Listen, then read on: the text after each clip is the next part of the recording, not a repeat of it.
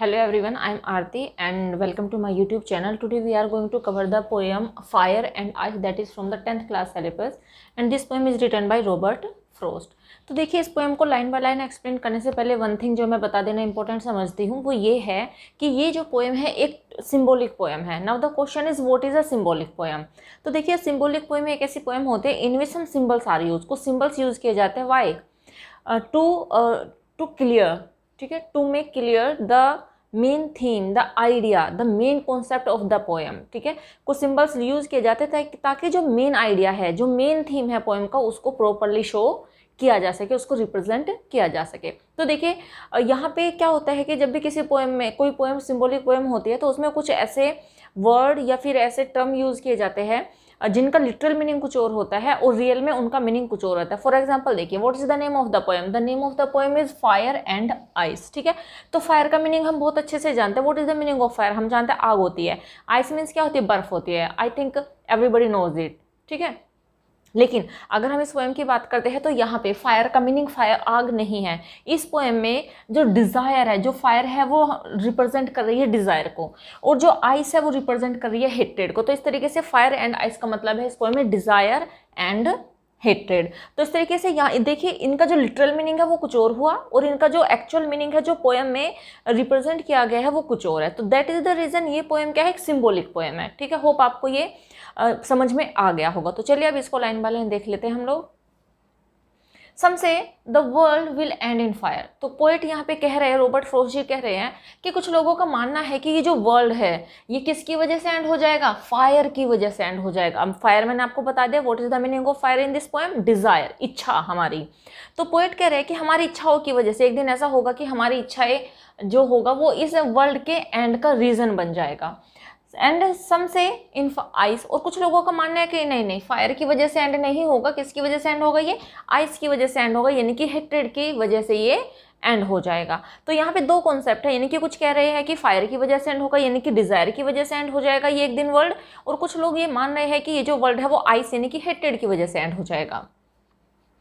अब देखिए यहाँ पे ये समझने वाली बात है कि पोएट ये क्यों कह रहे हैं कि डिज़ायर की वजह से एंड हो जाएगा. तो देखिए हम सभी जानते हैं आज के टाइम में जो ह्यूमन बीइंग है वो इतना सेल्फिश हो गया है कि क्या करता जा रहा है, वो नेचर को पोल्यूट करता जा रहा है, नेचर को डे बाय डे कहाँ लेके जा रहा है, बिल्कुल ख़त्म करता जा रहा है.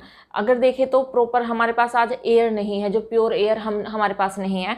वाटर देखिए, वाटर की इतनी डिफिशियंसी होती जा रही है. अगर वाटर बचा भी है तो क्या है, वो इतना पोल्यूट है कि उसको बिना आरओ या फिर बिना फिल्टर यूज़ ही नहीं किया जा सकता. ठीक है, पेड़ डे बाय डे हम करते जा रहे हैं जिसकी वजह से हमारा जो इन्वायरमेंट है उसमें कार्बन डाइऑक्साइड की जो अमाउंट है वो बढ़ता जा रहा है और जो ग्लोबल वार्मिंग का रीज़न बनता जा रहा है. तो क्या है वो हमारी डिज़ायर, क्यों, क्योंकि हम अपनी जो नीड्स है उनको फुलफिल करने के लिए नेचर को क्या करते जा रहे हैं, बेकार करते हुए जा रहे हैं. तो एक दिन क्या होगा, एक दिन पूरा का पूरा जो इन्वायरमेंट होगा सब कुछ खत्म हो जाएगा, बिल्कुल पोल्यूट हो जाएगा और उनका जो इम्पैक्ट पड़ेगा हमारे ऊपर ही पड़ेगा और क्या होगा, धीरे धीरे धीरे करके हम सब खत्म हो जाएंगे. तो यही कहा है पोएट ने कि हमारी जो डिज़ायर है वो इस वर्ल्ड के एंड का रीज़न बन जाएगी.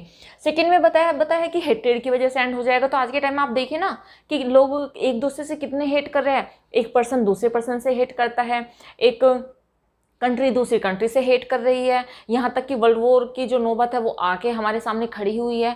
क्या होता है, लोगों के अंदर पेशेंस ही नहीं है, छोटी छोटी बातों पे गोलियां चल रही है, अब्यूजिंग वर्ड यूज़ किए जा रहे हैं, फाइटिंग हो रही है, ये सब कुछ ही तो हो रहा है आज के टाइम में. तो क्या है, यही होना है एक दिन कि अगर इसे इतना हेट है हमारी दुनिया में कि एक दिन वो इस वर्ल्ड के एंड का रीज़न बन जाएगा. ठीक है, आई थिंक ये दो लाइन आपको समझ में आ गई होगी. चलिए आगे देखिए. From what I have tested for desire. तो पोएट कह रहे कि अगर मैं अपनी बात करता हूँ, टेस्टेड, मैं अपने टेस्ट की बात करती हूँ, मैंने जो एक्सपीरियंस, टेस्ट का मतलब यहाँ पे माई एक्सपीरियंस. तो अगर मैं अपने एक्सपीरियंस की बात करता हूँ, जो भी मैंने यहाँ पे देखा है, I hold with those who favour fire. मैं उन लोगों के फेवर में हूँ जो किस चीज़ को सपोर्ट कर रहे हैं, जो फायर के फेवर में है, यानी कि जो ये कह रहे हैं कि हाँ एक दिन जो ये वर्ल्ड है ये डिज़ायर की वजह से एंड हो जाएगा. तो मैं उन्हीं लोगों के फेवर में हूँ. तो ये क्वेश्चन आता है कि पोएट किसके फेवर में है, कि ये वर्ल्ड किसकी वजह से एंड होगा. तो the poet is in the fair of fire या may be said desire. Okay, I think ये फर्स्ट स्टैंडर्ड समझ में आ गया. चलो दूसरा देखते हैं. But it had to perish twice. अब पोएट कह रहे कि लेकिन अगर ये 2 बार एंड होता है, ये जो वर्ल्ड है अगर ये 2 बार एंड होता है, ट्वाइस, पेरिस का मतलब भी डिस्ट्रॉय ही होता है, एंड अप होना, तो ट्वाइस 2 बार, तो अगर ये वर्ल्ड 2 बार एंड होता है, आई थिंक, मैं समझता हूँ, आई नो, और मैं ये जानता भी हूँ, एनफ ऑफ हेट, इस दुनिया में क्या है, देयर इज एनफ हेट, बहुत हेट है इस दुनिया में, to say that distraction ice is also great, कि अगर आइस और हेट्रेड की वजह से डिस्ट्रैक्शन होता है तो वो भी क्या होगा, ग्रेट होगा। वो भी इतनी हेट है इस वर्ल्ड में, इतनी एनफ हेट है इस वर्ल्ड में, कि अगर वो भी रीज़न बनता है इस वर्ल्ड के एंड का, तो there will be no surprise, ठीक है, कोई सरप्राइज नहीं होगा इसमें, ये भी रीज़न बन सकता है इस वर्ल्ड के एंड होने का। एंड वो सफाइस भी यही होता है, सफाइस होता है सफिशेंट, यानी कि इतनी हेट है एक दूसरे के लिए हमारे मन में, एक दूसरे कंट्री के लिए, तो क्या होगा, वो भी सफाइस होगा। ये एंड भी अगर होता है हेट की वजह से तो वो भी एनफ होगा। तो ठीक है, इस तरीके से आप देख सकते हो कि पोएम का मेन थीम है कि ये जो वर्ल्ड है किस तरीके से ये एंड होगा। तो कुछ लोग फेवर में है डिज़ायर के, कुछ लोग फेवर में हैं किसके, हेट के, ठीक है। तो देखिए, अगर मैं बात करती हूँ यहाँ पे एक बार और डिज़ायर की, तो डिज़ायर की वजह से अगर हम देखें तो फर्स्ट वर्ल्ड वॉर के बारे में तो सभी ने सुना है, जिसमें अमेरिका ने जापान की दो सिटीज़ के ऊपर बॉम्ब डाला था, जबकि उस टाइम पे जापान ने सरेंडर कर दिया था अपने आप को कि भाई मैं सरेंडर करता हूँ और मैं अपनी जो डिफीट है वो एक्सेप्ट करता हूँ। लेकिन उस टाइम पे अमेरिका को पता था कि उसने मना कर दिया है लड़ाई करने से, बट इवन देन उसने क्या किया, नागासाकी एंड हिरोशिमा पर बॉम्ब डाल दिया। Why what was the reason behind it, क्या चाहता था अमेरिका उस टाइम पे, तो देखिए, he just want to prove itself a super power, वो अपने आप को एक सुपर पावर शो करना चाहता था। What he want to acquire, he want to acquire the power gain करना चाहता था। तो क्या डिज़ायर थी उसके पीछे, पावर गेन करना, ठीक है ना, सुपरमेसी एस्टेब्लिश करना अपनी, कि हाँ भाई मैं क्या हूँ, मैं बिल्कुल एक तरीके से सबसे ताकतवर हूँ, सबसे पावरफुल मैं कंट्री हूँ, तो ये दिखाना चाहता था अमेरिका। तो क्या था उसके अंदर, डिज़ायर थी किस चीज़ की, to get the power, to show his power, ठीक है, ताकि वो अपनी सुपरमेसी शो कर सके। तो वो डिज़ायर थी। आप देख लीजिए कितना बड़ा डिस्ट्रैक्शन होता है, इतने बड़े स्केल पे डिस्ट्रैक्शन हुआ था, जो आज भी हमारे सामने है। अगर हम बात करते हैं वर्ल्ड वॉर की, तो आज भी हमने पढ़ते हैं उसके बारे में, तो पता चलता है कि कितना बड़ा डिस्ट्रैक्शन हुआ था, ठीक है। तो वो तो केवल कुछ सिटीज़ के बीच में ही हुआ था, लेकिन अगर अब वर्ल्ड वॉर होगा, क्योंकि इतने सारे एटम बॉम्ब्स बन चुके हैं, इतनी सारी मिसाइल्स बन चुकी है कि बस अगर एक बार वो वॉर हुआ ना तो सब कुछ एंड हो जाएगा, ठीक है।